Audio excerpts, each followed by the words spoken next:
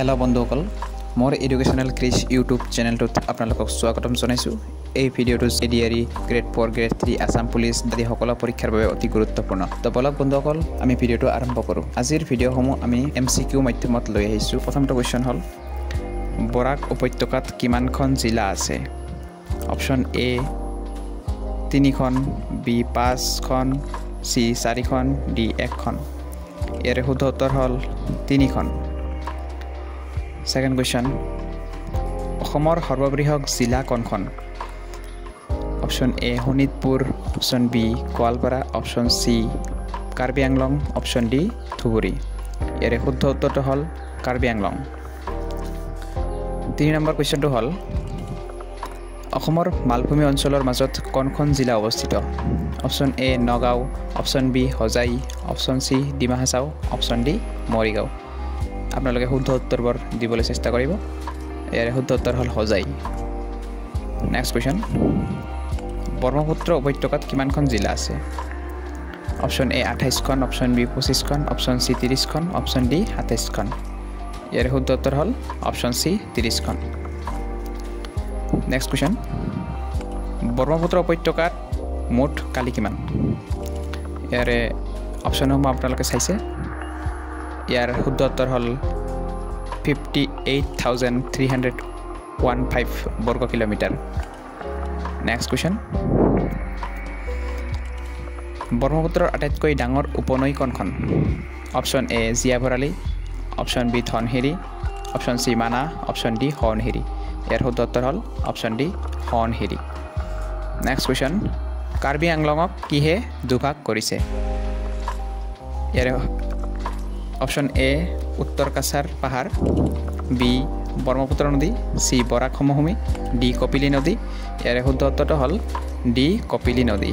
Next কুৱেশ্যনটো হ'ল বৰাইল পৰ্বতমালাৰ সৰ্বোচ্চ শৃংগ কোনটো?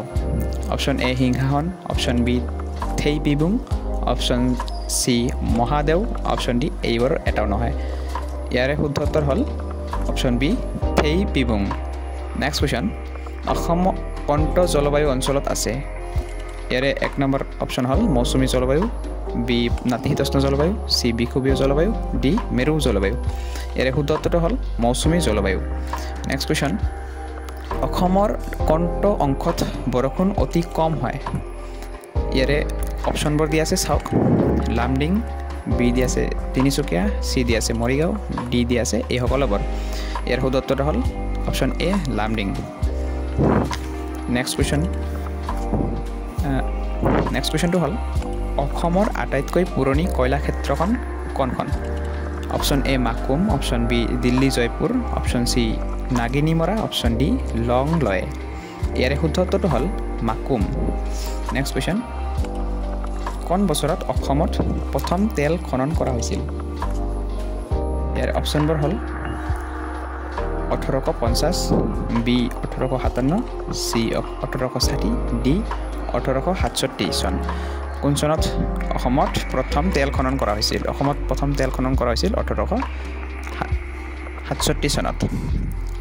নেক্সট কুৱেশ্যন, অসমৰ সৰ্ববৃহৎ তেল শোধনাগাৰ কোনটো? ইয়াৰে শুদ্ধ উত্তৰটো হ'ল অপশন বি ডিগবৈ শোধনাগাৰ। নেক্সট কুৱেশ্যন, কাউলিন ব্যৱহাৰ কৰি কি প্ৰস্তুত কৰা হয়? চাওক ইয়াতে অপশনবোৰ দিয়া আছে লোহা আৰু তীখা, বি দিয়া আছে প্ৰসাধন সামগ্ৰী, চি দিয়া আছে ঔষধ, ডি দিয়া আছে ক্ৰকাৰী। ইয়াৰ শুদ্ধ উত্তৰটো হ'ল ডি ক্ৰকাৰী। নেক্সট কুৱেশ্যন, অসমত কিমানটা বিশ্ব ঐতিহ্য ক্ষেত্ৰ আছে? তাৰমানে ৱৰ্ল্ড হেৰিটেজ ছাইট কেইটা আছে? ৱৰ্ল্ড হেৰিটেজ ছাইট আছে 2টা। অপশন এ 2টা। নেক্সট কুৱেশ্যন, অসমৰ কোনটো ৰাষ্ট্ৰীয় উদ্যান আটাইতকৈ ডাঙৰ?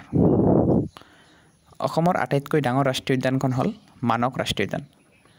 তো আজিৰ ভিডিঅ' ইমানেই আছিল।